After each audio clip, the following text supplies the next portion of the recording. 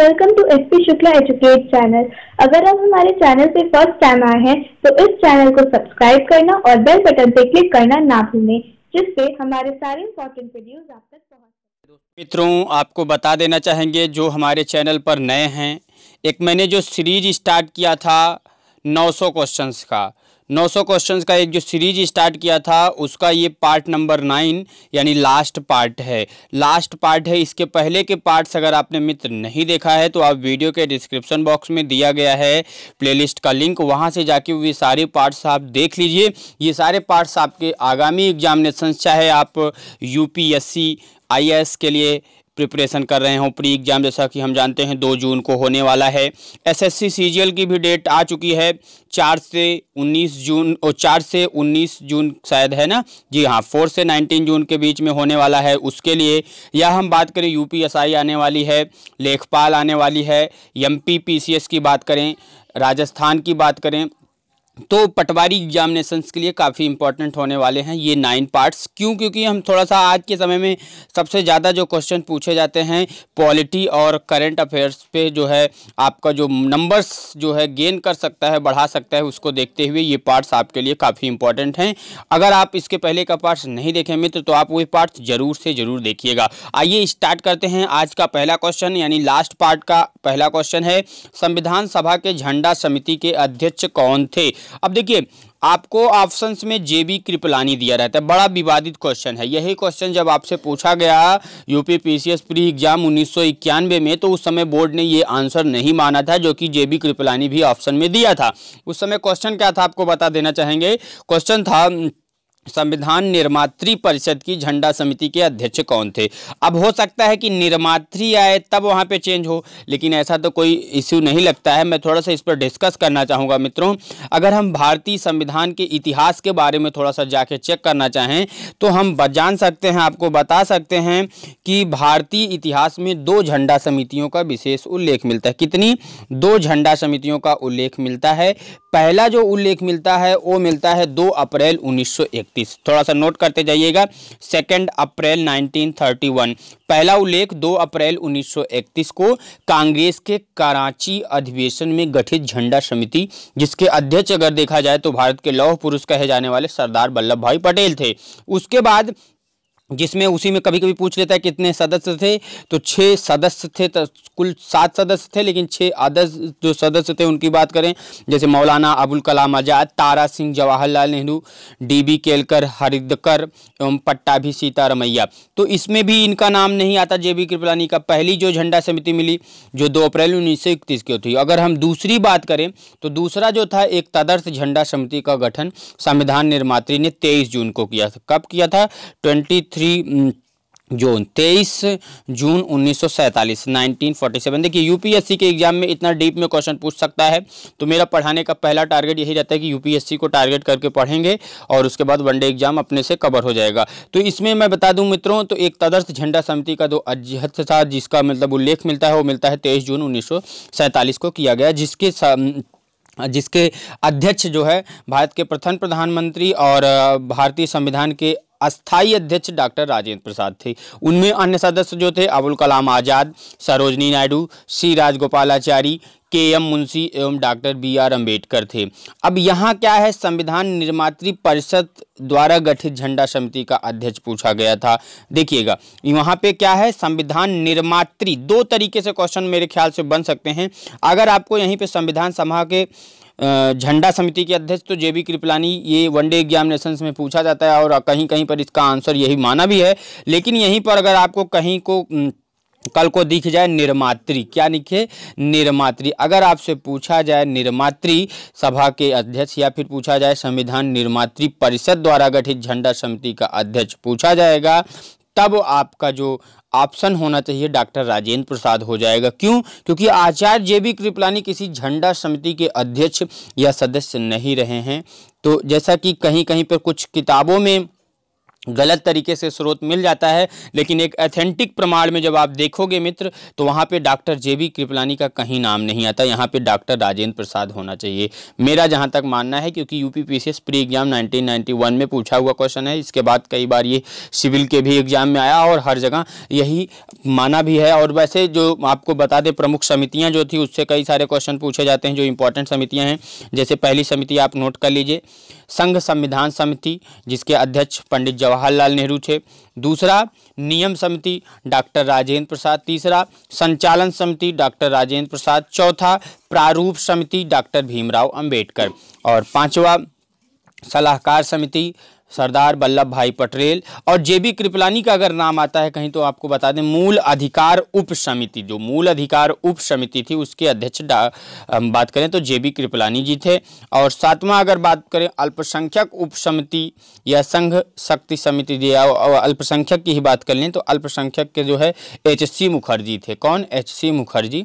और आठवां जो है संघ समिति, संघ शक्ति समिति जवाहरलाल नेहरू। और नौवां अगर आपको बता दें तो प्रांतीय संविधान समिति सरदार वल्लभ भाई पटेल थे। तो अब देखिए जो सबसे ज़्यादा इसमें क्वेश्चन पूछा जाता है सातवें से प्रारूप समिति से पूछा जाता है।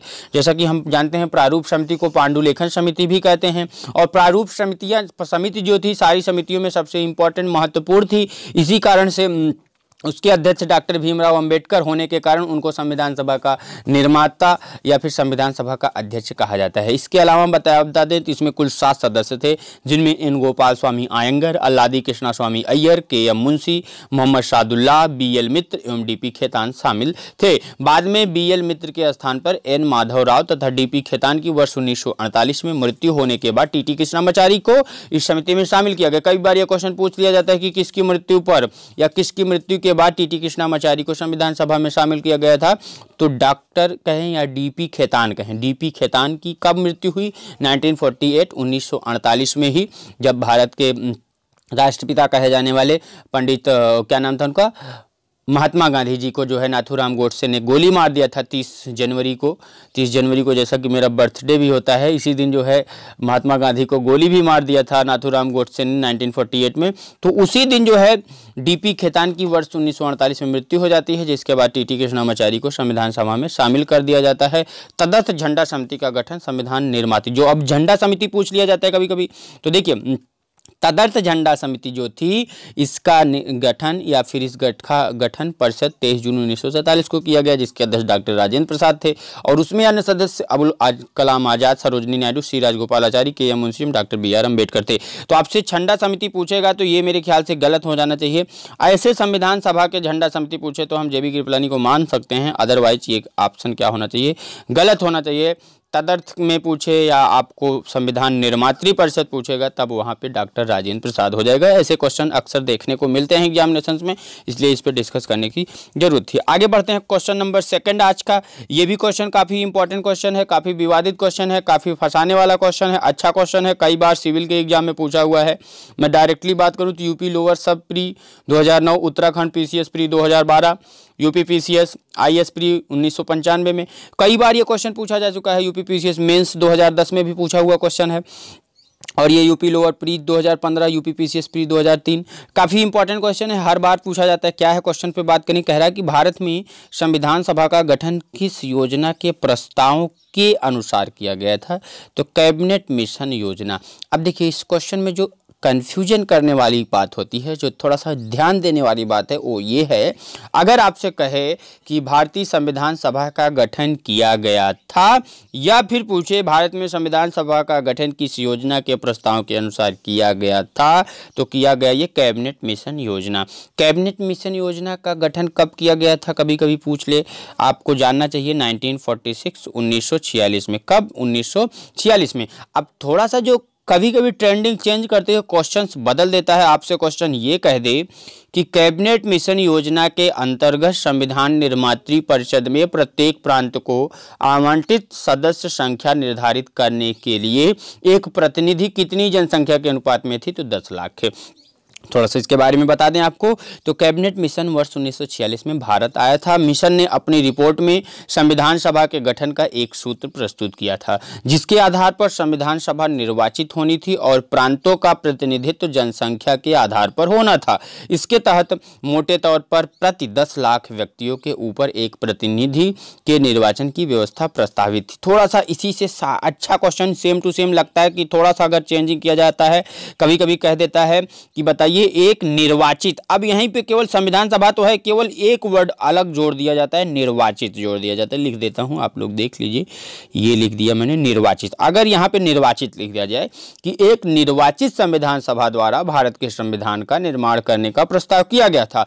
अब जब निर्वाचित आ गया वहां पे, तब आपका कैबिनेट मिशन योजना नहीं होगा, तब वहां पे इसी से हट सकता हुआ, लगता हुआ, दिखता हुआ, मिलता हुआ वर्ड्स आ जाता है क्रिप्स मिशन योजना। केवल वहां पे क्या ऐड कर दिया जाता है, क्रिप्स मिशन योजना आ जाता है। यानी आपसे क्वेश्चन पूछेगा कि एक निर्वाचित संविधान द्वारा भारत के संविधान निर्माण करने का जो प्रस्ताव था कब किया गया, तो ये एक मिशन योजना, क्रिप्स मिशन योजना कब बता दूं आपको, तो द्वितीय विश्व युद्ध के समाप्त होने के पश्चात 1942 में। कब, 1942, ये आप नोट कर लीजिए। 1942 में पहले निर्वाचित इसी पे थे, उसके बाद 1946 तो अंतरिम था ही, लेकिन जो पहला था प्रस्ताव किया वो क्रिप्स मिशन ने किया 1942 के द्वारा। कब, 1942 के द्वारा क्रिप्स मिशन योजना। ये दो क्वेश्चन एक तरीके से पूछे जाते हैं, थोड़ा सा कंफ्यूजन क्रिएट करने वाले हैं, इसलिए इसको जानना बहुत ही जरूरी था। हम आशा करते हैं आपको समझ में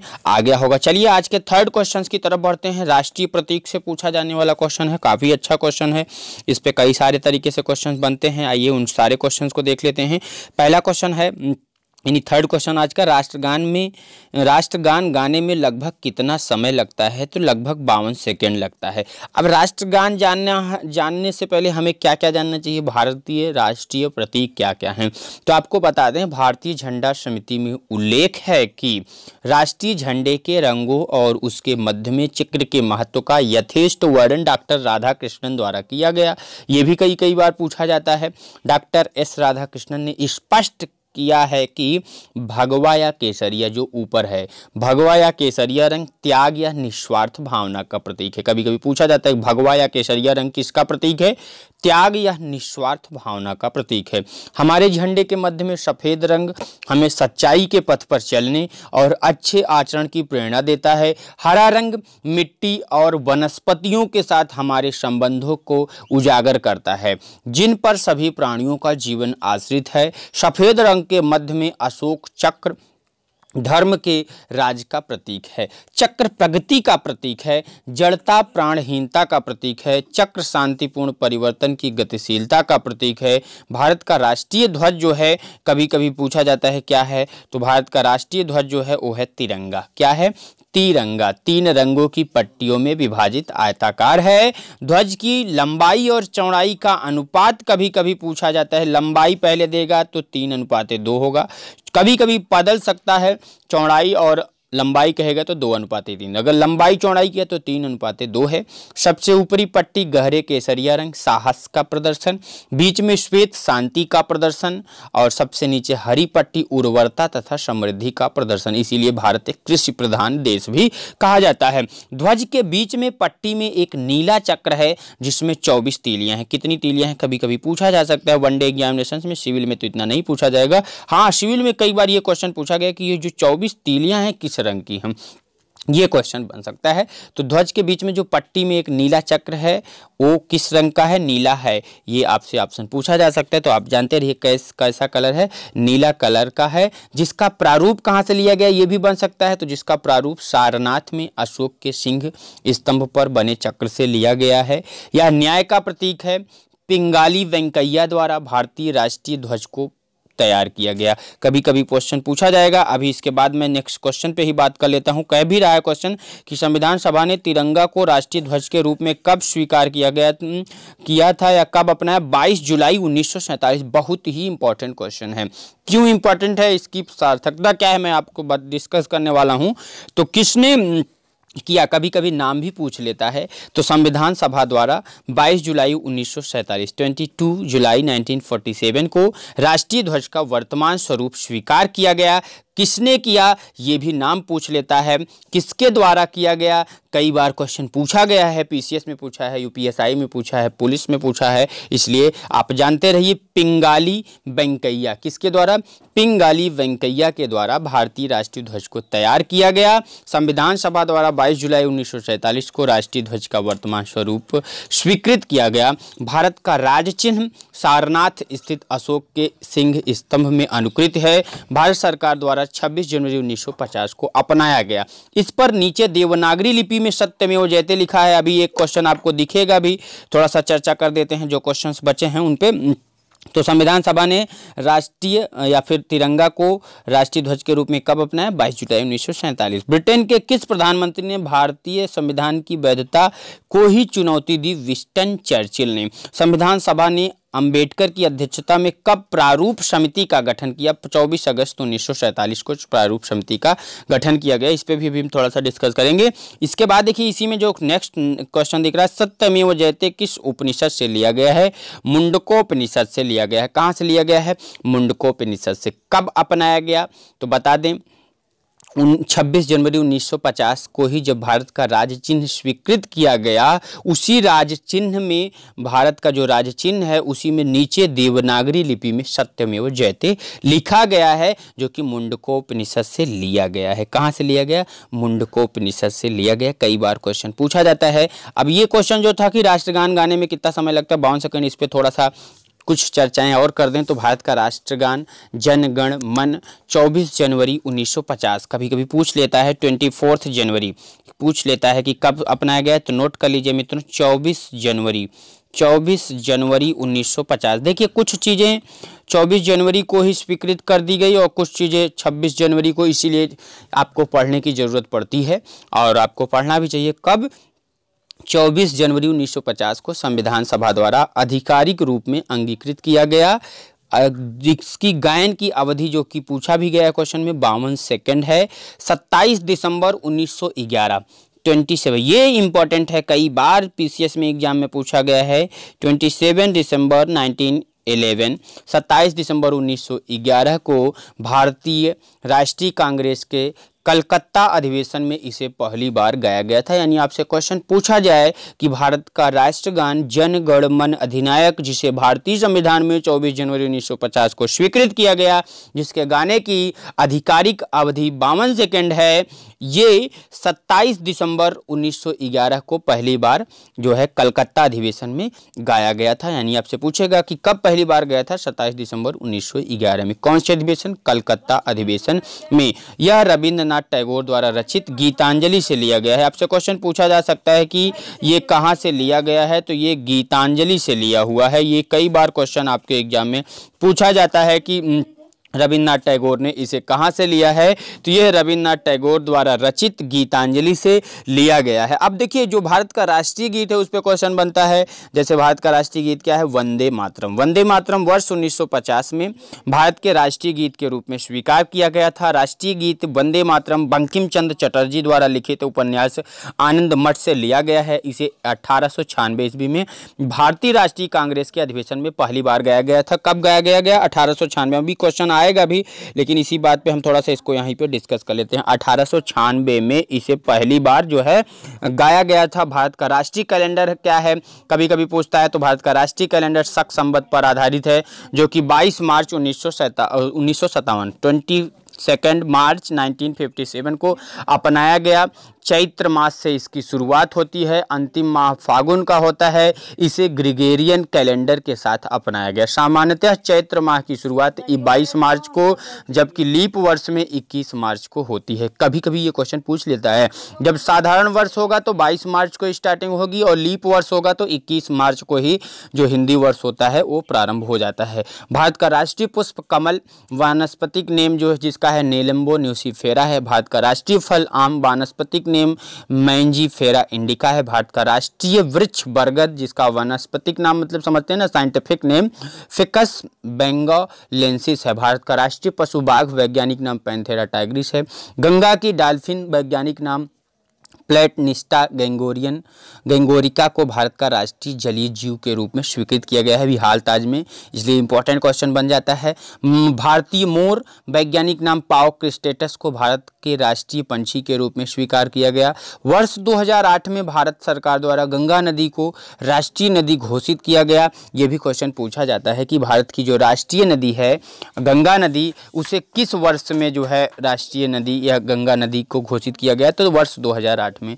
भारत सरकार द्वारा स्वाधीनता दिवस 15 अगस्त को स्वाधीनता दिवस, गणतंत्र दिवस जैसा कि अभी बीता हुआ है 26 जनवरी, और गांधी जयंती 2 अक्टूबर को राष्ट्रीय दिवस के रूप में घोषित किया गया है। ये सारे क्वेश्चंस भी इंपॉर्टेंट है, महत्वपूर्ण है, अक्सर एग्जाम में क्वेश्चन पूछा जाता है, तो इसको आप देखें। जैसे क्वेश्चन अब कैसे बनता है, अगर आपसे कहे कि बताइए भारत में जन गण मन को भारत के राष्ट्रगान के रूप में कब स्वीकार किया गया, 24 जनवरी 1950 को। संपूर्ण राष्ट्रगान गाने का वादन का समय क्या है, 52 सेकेंड। भारत शासन अधिनियम या भारत सरकार द्वारा राजकीय चिन्ह जो है स्टेट एम्ब्लेम कब अंगीकृत किया गया, अंगीकृत मतलब अडॉप्ट किया गया, 26 जनवरी 1950 को।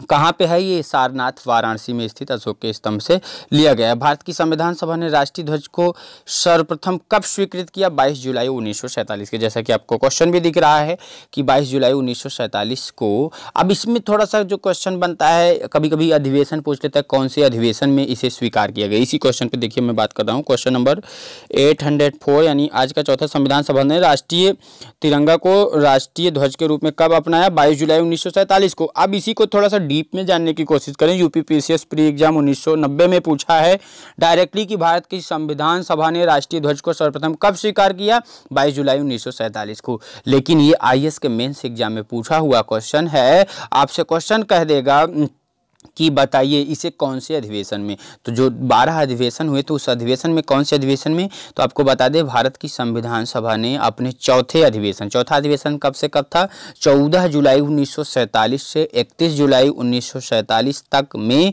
22 जुलाई 1947 को भारत का राष्ट्रीय ध्वज स्वीकार किया गया। राष्ट्रीय ध्वज के बीच 24 तीलियां हैं और चौड़ाई लंबाई का अनुपात पूछेगा तो 2:3 और लंबाई चौड़ाई पूछेगा तो 3:2। इस पे भी आप थोड़ा सा ध्यान दीजिएगा। भारत का राष्ट्रीय पशु बाघ है, भारत का राष्ट्रीय पुष्प कमल, भारत का राष्ट्रीय पंछी जो है मोर है। अब इसके बारे में जितनी चीजें पूछा जा सकता था वो हमने आपको बता दिया है। एक क्वेश्चन जो अक्सर देखने को मिलता है, पूछा जाता है, उत्तराखंड पीसीएस प्री एग्जाम 2005 में पूछा है कि बताइए भारतीय राष्ट्रीय ध्वज में चक्र किसका प्रतीक है।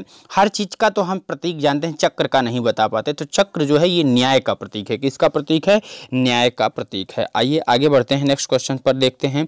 यहाँ तक हमने देख लिया। आगे का क्वेश्चन है, किसे भारत का बिस्मार्क कहा जाता है। बहुत ही अच्छा क्वेश्चन है। बिस्मार्क या लौह पुरुष आपने सुना होगा सरदार वल्लभ भाई पटेल को। किस वर्ष गोवा सहित अन्य पुर्तगाली बस्तियों को भारतीय संघ राज्य क्षेत्र बनाया गया, 1962 ईस्वी में। संविधान के किन अनुच्छेदों में मौलिक अधिकारों का वर्णन किया गया है। मौलिक अधिकार जो है, जैसा कि हम जानते हैं, जब भारतीय संविधान बना था तो उस समय मौलिक अधिकारों की संख्या 7 थी, लेकिन वर्तमान में भारतीय संविधान में मौलिक अधिकारों की संख्या जो है 6 है। कितना, और इसे पूछ रहा है कि किन अनुच्छेदों में, तो 12 से 35। मौलिक अधिकार कहाँ से लिया गया, मौलिक कर्तव्य कहाँ से, अधिकार जताएगा कौन, जो बड़ा होगा। तो मौलिक अधिकार अमेरिका के संविधान से, कर्तव्य जताएगा वो जो थोड़ा सा सहनशील होगा, तो कर्तव्य जो है रूस के संविधान से लिया गया है। इसी तरीके से चीज़ों को हम पिरो के पढ़ते हुए आगे बढ़ेंगे तो चीज़ें बड़ी आसानी से चलती चलेंगी।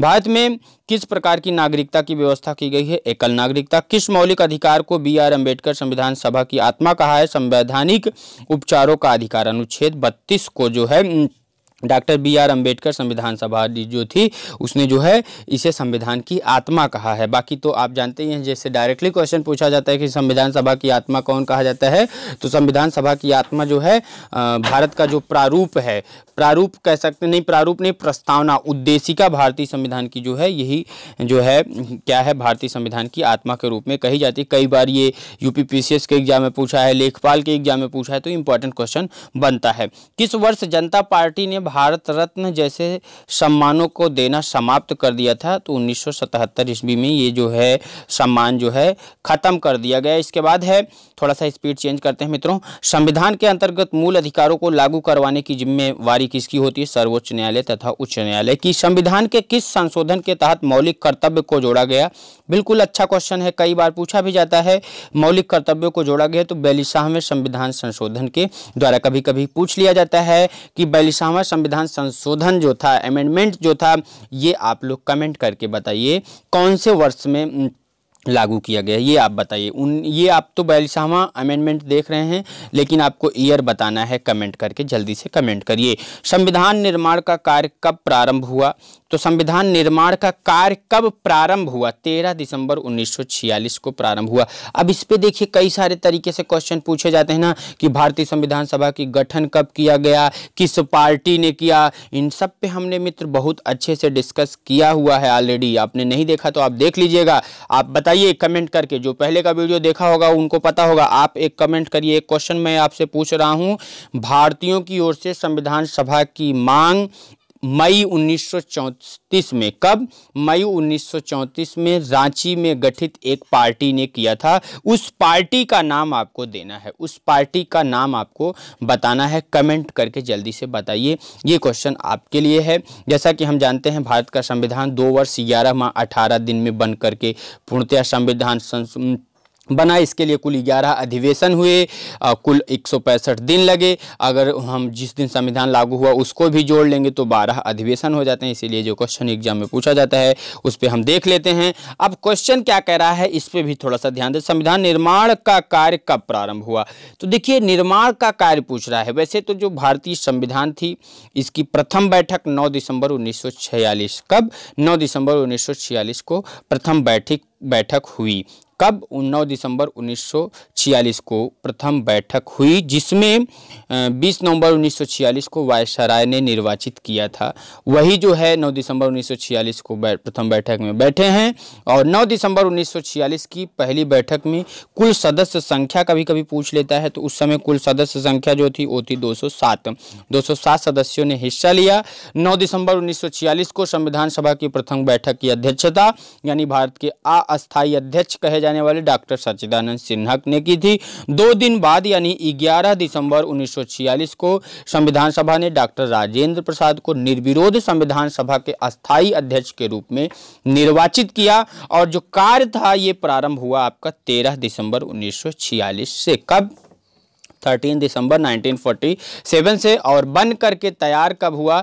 26 नवंबर 1949 को संविधान अंगीकृत कर दिया गया।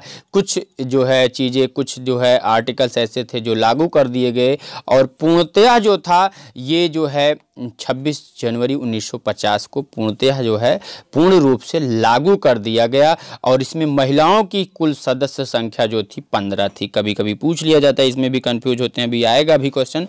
तो संविधान सभा में कुल महिलाओं की संख्या 15 थी।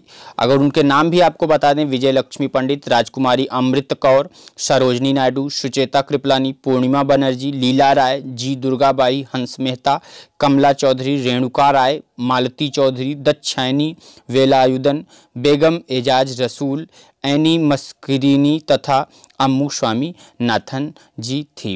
अब इस पे भी बहुत सारे तरीके क्वेश्चन पूछे जाते हैं। अगर ज़्यादा डिस्कस करेंगे मित्र तो वीडियो लंबा हो जाएगा, तो आप लोगों को वीडियो अच्छा भी नहीं लगेगा। लंबा हो जाता है तो बच्चे वॉच नहीं करते, इसलिए थोड़ा सा बचाना पड़ता है। आइए आगे बढ़ते हैं नेक्स्ट क्वेश्चन पर। संविधान के किस अंग या अध्याय में सामाजिक, राजनीतिक और आर्थिक न्याय की व्यवस्था की गई है? प्रस्तावना में किस अनुच्छेद में पुरुषों और स्त्रियों दोनों को समान कार्य के लिए समान वेतन का प्रावधान है? अनुच्छेद 39 के 3(च) में। राष्ट्रपति पद हेतु निर्वाचन के लिए न्यूनतम आयु जो होती है 35 वर्ष। देश की तीनों सेनाओं का सर्वोच्च कमान राष्ट्रपति में। किसके उल्लंघन करने के पर राष्ट्रपति के विरुद्ध महाभियोग लगाया जा सकता है? संविधान का। भारत के प्रथम राष्ट्रपति के रूप में डॉक्टर राजेंद्र प्रसाद का निर्वाचन किसने किया था? संविधान सभा ने। किस राष्ट्रपति ने जेबी वीटो पावर का प्रयोग किया था? ज्ञानी जैल सिंह ने। संविधान के किस भाग को भारत का मैग्ना कार्टा कहा जाता है? भाग 3।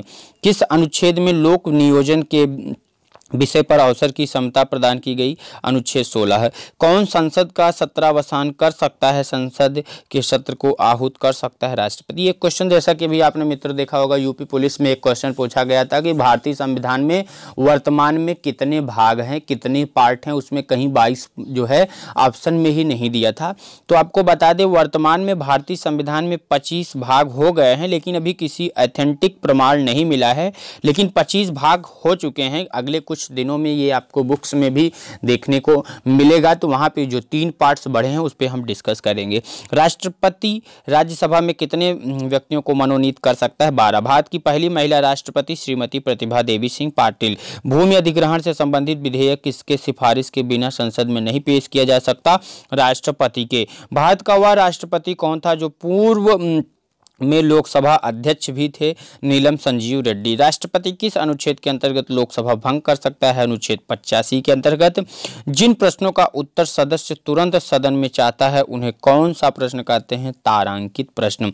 राष्ट्रपति के आंतरिक गड़बड़ी के आधार पर राष्ट्रीय संकट की घोषणा सर्वप्रथम की गई थी 1975 ईस्वी में। उपराष्ट्रपति को हटाने के लिए संकल्प किस सदन में पेश किया जाता है, केवल राज्यसभा में।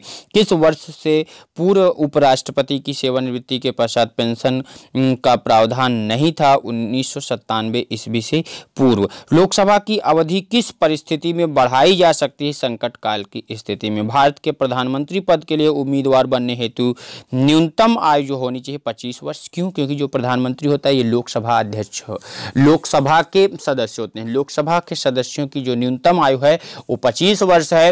राज्यसभा के लिए 30 वर्ष है, राष्ट्रपति, उपराष्ट्रपति, राज्यपाल के लिए 35 वर्ष है। ऐसे क्वेश्चंस अक्सर देखने को भी मिलते हैं। किसने सर्वप्रथम उप प्रधानमंत्री के पद को सुशोभित किया, सरदार वल्लभ भाई पटेल ने। लोकसभा सदस्यों की अधिकतम सदस्य संख्या कितनी हो सकती है, 552। किसने कहा प्रधानमंत्री वास्तव में मंत्रिमंडल के वृत्तखंड की प्रमुख शिला है, डॉक्टर BR अम्बेडकर ने।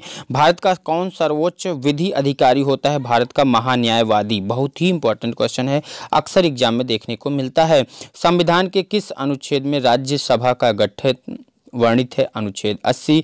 राज्यसभा की पहली बैठक किसकी अध्यक्षता में संपन्न हुई, डॉक्टर S राधाकृष्णन। एक वर्ष में कम से कम कितनी बार संसद में बैठक होना आवश्यक है, 2 बार। संविधान के किस अनुच्छेद में न्यायपालिका का कार्यपालिका से पृथकीकरण किया गया, अनुच्छेद 50 में। संविधान में मूल कर्तव्यों को शामिल करने की प्रेरणा किस देश के संविधान से ली गई है। देखिए अभी हमने इस पर डिस्कस भी किया था, ये क्वेश्चन आ भी गया है, ऑप्शन सहित कुछ क्वेश्चंस हैं उनको भी देख लेते हैं। संविधान की मूल कर्तव्य को शामिल करने की प्रेरणा किस देश के। देखिए कर्तव्य वही दीन निभाएगा जो सहनशील होगा। सहनशील कौन है भैया, रूस है। रूस सहनशील है, बड़ा है और सहनशील है। इसीलिए अगर जिसके अंदर थोड़ा सा एटीट्यूड नाम का होगा, घमंड जिसको कहते हैं, एटीट्यूड तो अलग चीज़ होती है, घमंड जिसको होगा तो वो क्या होगा, आदेश करना चाहेगा। तो मूल कर्तव्य जो है ये क्या है, रूस से। और अधिकार जताएगा कौन, जिसको भैया बहुत ज़्यादा जिसकी बड़प्पन है, जिसकी चलती है, वो अधिकार जताएगा। तो अधिकार जताएगा आपका USA यानी अमेरिका। इसी तरीके से हम इसको याद करने का ये ट्रिक है, बाकी और कोई ट्रिक मत समझिएगा। संपत्ति का अधिकार एक प्रकार का विधिक अधिकार है। कैसा अधिकार है, विधिक अधिकार। मूल अधिकारों का रक्षक किसे कहा जाता है। देखिए मूल अधिकार जो होते हैं इसके रक्षक सर्वोच्च न्यायालय और उच्च न्यायालय दोनों होता है, इसीलिए ऑप्शन सही होगा उत्तर 1 व 2 दोनों। भारतीय नागरिकों को प्राण व दैहिक स्वतंत्रता का संरक्षण किस अनुच्छेद के द्वारा प्रदान किया गया है, अनुच्छेद 21। निम्न में किस अनुच्छेद के द्वारा 6 से 14 वर्ष तक के बच्चों के लिए 6 से 14 वर्ष तक के बच्चों के लिए शिक्षा का अधिकार मूल अधिकार माना गया। अच्छा क्वेश्चन है, शिक्षा का अधिकार मूल अधिकार माना गया। अक्सर ये क्वेश्चन आपके एग्जामिनेशंस में देखने को भी मिलता है। तो ये है अनुच्छेद 21A। कौन सा अनुच्छेद, आर्टिकल 21A। इसके बाद है मूल अधिकार की रक्षा के लिए सर्वोच्च एवं उच्च न्यायालय कितनी प्रकार से रिट जारी कर सकता है। तो 5 प्रकार से रिट जारी कर सकता है। इस पे हमने किसी वीडियो में बहुत अच्छे तरीके से 5 को डिस्कस भी किया है, वहाँ से आप जाके पहले के पास देखिएगा, वहाँ से आपको अच्छे से समझ में भी आ जाएगा। इसके बाद है नीति निर्देशक तत्व किस अनुच्छेद के लिए बच्चों के लिए निःशुल्क अनिवार्य शिक्षा का प्रावधान किया? तो नीति निर्देशक तत्व जो है किस देश के संविधान से लिया गया है? मित्र जल्दी से आप कमेंट करिए, जल्दी से आप कमेंट करिए, आपके कमेंट का वेट है, आपका कमेंट मैं देख रहा हूं, जल्दी से आप कमेंट करिए। अनुच्छेद 45, अनुच्छेद 45। भारतीय संविधान में आपातकाल संबंधी प्रावधान कहाँ से लिया गया है? तो देखिए आपातकाल प्रावधान, इसमें भी कई सारे तरीके से क्वेश्चन पूछे जाते हैं।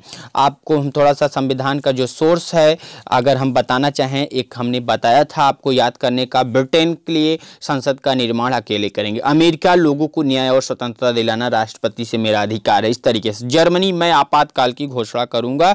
तो देखिए ये ऑप्शन थोड़ा सा गलत दे दिया है, आयरलैंड नहीं होना चाहिए। आपातकाल की घोषणा आपसे पूछा जाएगा क्वेश्चन कि बताइए किस देश के संविधान से लिया गया है? तो जर्मनी के संविधान से, जर्मनी के संविधान से आपातकालीन उपबंध का, वित्तीय आपात को छोड़ करके, अगर वित्तीय आपात पूछता तो गलत हो जाता है, वित्तीय आपात को छोड़ करके प्रावधान लिया गया है। ये क्वेश्चन आपसे पूछा जाएगा, अक्सर पूछा भी जाता है, तो वहां से अब जैसे देखिए तो जर्मनी के संविधान से लिया गया है, आपने समझ लिया। अब जापान के संविधान से क्या क्या चीज़ें लिया गया है अगर आपको बताना चाहें तो बता दें, तो जापान से विधि द्वारा स्थापित प्रक्रिया तथा दक्षिण अफ्रीका, अब दक्षिण अफ्रीका, जापान से द्वारा एक ही चीज़ यानी दिया गया कि विधि द्वारा स्थापित प्रक्रिया।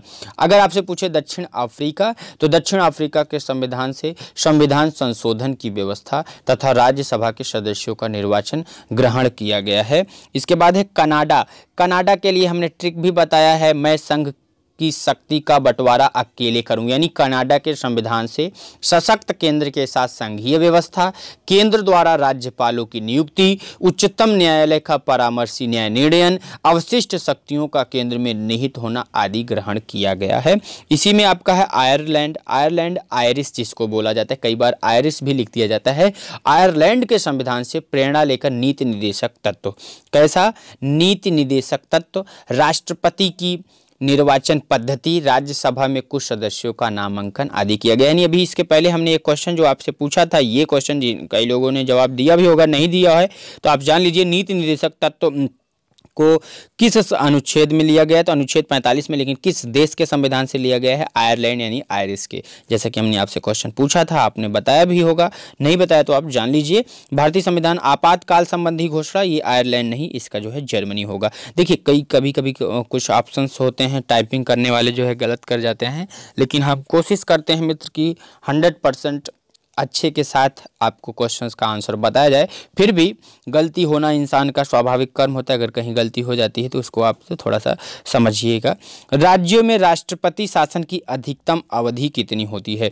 देखिए राज्य में राष्ट्रपति शासन जो होती है वो अधिकतम 3 वर्ष के लिए लग सकती है, लेकिन अभी तक ऐसा कभी हुआ नहीं है, इसलिए इस पर भी थोड़ा सा बनता है। इसके बाद है भारत में अब तक कितनी बार वित्तीय आपातकाल लगाया जा चुका है? वित्तीय आपात जो है अभी तक एक भी बार भारत में नहीं लागू हुआ है, और इमरजेंसी जो है इंदिरा गांधी के समय में लगा हुआ है, वो तो आप जानते ही होंगे। आगे है राज्यों में राष्ट्रपति शासन के दौरान राष्ट्रपति किस अनुच्छेद के द्वारा प्रदत्त स्वतंत्रता पर रोक लगा सकता है? अनुच्छेद 19। राज्य में राष्ट्रपति शासन लगाने की स्थिति में कितने दिनों के अंदर संसद को स्वीकृति आवश्यक है? 60 दिन। भारत में राष्ट्रपति किस अनुच्छेद के आधार पर आपातकाल की घोषणा करता है? अनुच्छेद 352। देखिए आपातकाल जो है 3 तरीके से लगाए जाते हैं, तो 352 में मैं क्वेश्चन पे डिस्कस कर देता हूं। 352 में आपातकाल की घोषणा कर सकता है। संसद द्वारा अनुमोदित किए जाने पर आपातकाल उस तारीख से कितने दिनों तक प्रवर्तन रह सकता है, यानी लगने के बाद कितने दिनों तक, यानी अगर संसद आदेश दे देता है उसके बाद लगने के बाद कितने दिनों तक लग सकता है, यानी कितने दिनों तक रह सकता है? तो ये 6 माह तक, मैक्सिमम 6 माह तक जो है लगा रहता है।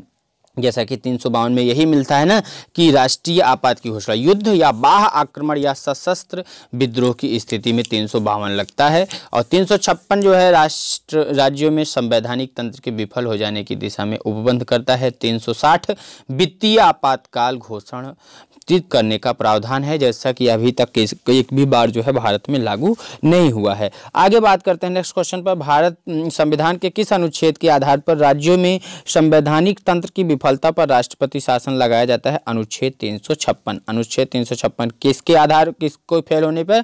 राज्यों में संवैधानिक तंत्र के विफल हो जाने की दिशा में। इंपॉर्टेंट है, महत्वपूर्ण है, पीसीएस के एग्जाम में, Bihar PCS BPSC pre exam में पूछा हुआ क्वेश्चन है। राष्ट्रपति द्वारा आपातकाल की घोषणा कितने दिनों के भीतर संसद में स्वीकृति आवश्यक है? 30 दिन। राष्ट्रपति आपातकाल की घोषणा किन परिस्थितियों में कर सकता है? सभी, यानी युद्ध, बाहरी आक्रमण, सशस्त्र विद्रोह, सभी। सशस्त्र विद्रोह के लिए कई बार क्वेश्चन पूछा जाता है, युद्ध के लिए पूछा जाता है, तो राष्ट्रीय बता देना चाहूंगा अनुच्छेद 352। राष्ट्रीय आपात की घोषणा युद्ध या बाह्य आक्रमण या सशस्त्र विद्रोह की स्थिति में लगता है। ये सारे जो है आर्टिकल अनुच्छेद 352 में ही इसका वर्णन मिलता है। इसके बाद भारत में अब तक कितनी बार राष्ट्रीय आपातकाल की घोषणा की जा चुकी है? तो भारत में अब तक जो है राष्ट्रीय आपातकाल की घोषणा 3 बार की जा चुकी है। जैसे कि 2 बार जो है भारत की महिला प्रधानमंत्री जो है क्या नाम था उनका, इंदिरा गांधी, जो कि भारत की आयरन लेडी कही जाती हैं, बहुत ही अच्छी लेडी थी। उनसे बहुत सी चीज़ें जो है हम लोगों को सीखनी भी चाहिए। कुछ चीज़ें, कुछ कमियां थी जो है, होता है अहंकार, घमंड, जब चीज़ें आदमी के पास होता है तो हो ही जाता है, तो ऐसी चीज़ें थी। राष्ट्रपति पर महाभियोग प्रस्ताव लाने के लिए कितने दिन पूर्व लिखित सूचना देना आवश्यक है? 14 दिन। राष्ट्रपति की अनुपस्थिति में उसका कार्यभार कौन संभालता है? उपराष्ट्रपति। राष्ट्रपति पर महाभियोग का आरोप संसद के किस सदन के द्वारा लगाया जा सकता है? संसद के किसी भी सदन के द्वारा। अब देखिए, संसद में 2 सदन होते हैं, लोकसभा, राज्यसभा। लोकसभा को निम्न सदन, राज्यसभा को उच्च सदन कहते हैं। उच्च सदन के लिए मैक्सिमम जो उम्र होनी चाहिए वो होनी चाहिए 30 वर्ष और निम्न सदन के लिए 25 वर्ष होनी चाहिए। आगे बात करेंगे, राष्ट्रपति को पद व गोपनीयता की शपथ कौन दिलाता है? भारत का मुख्य न्यायाधीश। राष्ट्रपति अपना त्यागपत्र किसे सौंपेगा? उपराष्ट्रपति को। राष्ट्रपति चुनाव से संबंधित विवाद का निपटारा कौन करेगा? सर्वोच्च न्यायालय। राष्ट्रपति के कार्यकाल की अवधि कितनी होती है? 5 साल। भारतीय संघ की शक्ति किसमें निहित है? राष्ट्रपति में। राष्ट्रपति राज्यसभा में कितने सदस्यों को नामांकित कर सकता है? 12। राज्यसभा का सभापति कौन होता है? उपराष्ट्रपति। ये क्वेश्चन इंपॉर्टेंट है। राज्यसभा का पदेन अध्यक्ष या पदेन सभापति या सभापति कौन होता है? उपराष्ट्रपति। कौन सा विषय संघ सूची में नहीं है? तो संघ सूची में जो है कृषि का उल्लेख नहीं मिलता, बाकी विदेश कार्य, बैंक कार्य, संयुक्त राष्ट्र संघ, ये इसका उल्लेख मिलता है। किस संविधान संशोधन से भारत के संविधान में मूल कर्तव्य जोड़ा गया? इंपॉर्टेंट क्वेश्चन है। 42वें संविधान संशोधन के द्वारा। राज्यसभा के सदस्य द्वारा किसको चुना जाता है? उप अध्यक्ष को। भारतीय संविधान की प्रस्तावना में, ये इंपॉर्टेंट है, भारतीय संविधान की प्रस्तावना में समाजवादी, पंथ निरपेक्ष, अखंडता शब्द किस संशोधन के द्वारा जोड़ा गया है? बहुत ही इंपॉर्टेंट है, एक बार नहीं अनेक बार ये क्वेश्चन पूछा जा चुका है और कई सारे एग्जामिनेशंस में ये क्वेश्चन पूछा जा चुका है भारतीय संविधान वाला। तो इस क्वेश्चन को आप थोड़ा सा ध्यान दीजिएगा, इस पर थोड़ा सा डिस्कस करते हैं। देखिए क्वेश्चन क्या कह रहा है, भारतीय संविधान की प्रस्तावना में समाजवादी। अब यहाँ पे ये चीज़ें जो नोट करने वाली हैं वो ये हैं, समाजवादी, पंथ निरपेक्ष, अखंडता शब्द किस संशोधन के द्वारा जोड़ा गया। अब इसमें 2-3 तरीके से क्वेश्चन पूछे जाते हैं, कभी कभी समाजवादी पूछ लेगा, कभी कभी अखंडता दे देगा, तो इसमें आपको कंफ्यूज होने की जरूरत नहीं है। आपसे समाजवादी दे, पंथ निरपेक्ष दे, अखंडता दे, तो ये तीनों शब्द जो है भारत का जो 42वां संवैधानिक संशोधन था, कौन सा संविधान संशोधन? 42 42वें संविधान संशोधन के द्वारा भारतीय संविधान में जोड़ा गया। अब ये 42वां संविधान संशोधन हुआ कब? इससे भी कई सारे क्वेश्चन पूछे जाते हैं, तो आपको बता दें तो 42वां संविधान संशोधन अधिनियम था ये 1976 भी, जैसे कि ऊपर मैंने क्वेश्चन ये पूछा भी था, 1976 में निदेशक तत्वों की प्राथमिकता एवं सर्वोच्चता को मूल अधिकार पर प्रभावी बनाया गया। उन अधिकारों पर जिनका उल्लेख अनुच्छेद 14, 19 एवं 31 में है। हालांकि इस विस्तार को उच्चतम न्यायालय द्वारा मिनर्वा मिल्स मामले 1980 में असंवैधानिक एवं अवैध घोषित कर दिया गया, लेकिन अनुच्छेद 14 एवं अनुच्छेद 19 द्वारा स्थापित मूल अधिकारों को 39 खा और गा में बताए गए निदेशक तत्वों के अधीनस्थ बताया गया।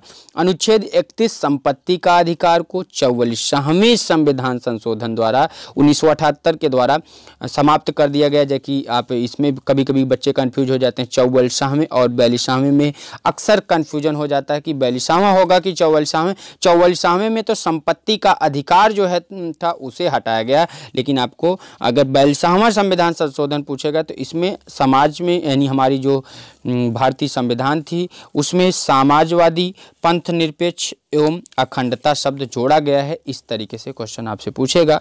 अब आपको कोई कन्फ्यूजन इसमें नहीं होनी चाहिए। आइए आगे बढ़ते हैं नेक्स्ट क्वेश्चन पर। संसदीय शासन में वास्तविक कार्यपालिका शक्ति किसके पास होती है? तो वास्तविक कार्यपालिका जो होती है ये भारत के प्रधानमंत्री के पास होती है, यानी लोकसभा के अध्यक्ष के पास होती है। ये लोकसभा का अध्यक्ष तो नहीं कह सकते, हम ये कह योजना आयोग का अध्यक्ष। योजना आयोग के स्थान पर अब नीति आयोग लगा दी गई है। जैसे कि आप जानते हैं 1 जनवरी 2015 से इसे प्रभावी किया गया भारत के तत्कालीन प्रधानमंत्री नरेंद्र मोदी के द्वारा।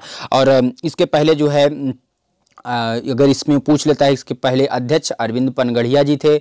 और योजना आयोग के स्थान पर नीति आयोग का गठन किया गया है। योजना आयोग कब लागू हुई थी? तो ये भारतीय संविधान 1947 में ही लागू हो गया था। और उसके अध्यक्ष जो है यानी प्रधानमंत्री ही होता है योजना आयोग का अध्यक्ष। इसीलिए जो है पहले भारतीय संविधान के जो अध्यक्ष कह सकते, भारतीय संविधान के अध्यक्ष तो नहीं कह सकते, ये कह सकते हैं कि भारतीय संविधान जो थी संघ समिति के अध्यक्ष थे पंडित जवाहरलाल नेहरू, या भारत के प्रथम प्रधानमंत्री पंडित जवाहरलाल नेहरू जी थे। तो इसीलिए जो है भारत की जो वास्तविक कार्यपालिका होती है वो प्रधानमंत्री के पास होती है। भारत का राष्ट्रपति एक तरीके से काठ का उल्लू जैसे कहा जाता है। उसके लिए कई सारे ऐसे वर्ड्स भी बनते हैं, आते भी हैं, वो वर्ड्स जोड़ा गया। एक क्वेश्चन मैं आपसे पूछ रहा हूँ, आप लोग कमेंट करके बताइए मित्र, जल्दी से कमेंट करिए। बहुत ही इम्पोर्टेंट क्वेश्चन है। इम्पोर्टेंट क्वेश्चन क्या है? 21 वर्ष पहले जो है मत देने का जो आयु थी 21 वर्ष थी, लेकिन 21 वर्ष से घटा करके 18 वर्ष कर दी गई। कौन से संशोधन के द्वारा? ये मैंने पूछा था, आप लोगों ने बताया भी था, 61वें संविधान संशोधन अधिनियम के द्वारा। लेकिन अब आपको क्वेश्चन क्या पूछ रहा हूँ, 21वें यानी 61वें संविधान संशोधन अधिनियम के द्वारा मतदाता की आयु 21 वर्ष से घटा करके 18 वर्ष कर दी गई। कौन से सन में? आपको कमेंट करना है। ऑप्शन ए में दे रहा हूँ 1988, ऑप्शन बी 1989, ऑप्शन सी 1990 और ऑप्शन डी नोट कर लीजिए 1991। आपको जल्दी से कमेंट करके बताना है कौन से ईयर में इसे किया गया। इसके बाद है संसद के किसी भी सदन का सदस्य नहीं होने के बाद भी कौन संसद की बैठक में भाग ले सकता है? भारत का अटॉर्नी जनरल। संसद के दोनों सदनों के संयुक्त अधिवेशन की अध्यक्षता कौन करता है? लोकसभा का अध्यक्ष। लोकसभा का अध्यक्ष भारत की प्रथम महिला लोकसभा अध्यक्ष मीरा कुमार जी थी। वर्तमान में भारत की महिला अध्यक्ष अभी भी हैं, कौन है? आपको नाम बताना है, जल्दी से कमेंट करिए। इसके बाद है संविधान का 52वां संविधान का, देखिए ये इंपॉर्टेंट क्वेश्चन है 881। संविधान का 52वां यानी 52वां संविधान संशोधन का प्रमुख विषय क्या था? इंपॉर्टेंट है, अच्छा क्वेश्चन है। आपको बता दें संविधान के 52वें यानी 52वें संविधान संशोधन अधिनियम के द्वारा किसी दल के निर्वाचित सदस्यों के दल बदल पर रोक लगाई गई है। इसके बाद है राष्ट्रपति पर अभिभाषण कौन तैयार करता है? केंद्रीय मंत्रिमंडल। राष्ट्रपति शासन कितनी अवधि के लिए अधिकतम मान्य होता है? 3 साल के लिए। भारतीय संविधान का कौन सा अनुच्छेद राष्ट्रपति को उच्चतम न्यायालय से परामर्श करने की शक्ति प्रदान करता है? अनुच्छेद 143। भारतीय संविधान को कितने भागों में विभाजित किया गया है? तो देखिए ये क्वेश्चन वर्तमान में थोड़ा सा, अभी जब ऑप्शन में 22 दिया जाएगा तब तो ठीक है, लेकिन अभी वर्तमान में भारतीय संविधान में 25 भाग हो गए हैं।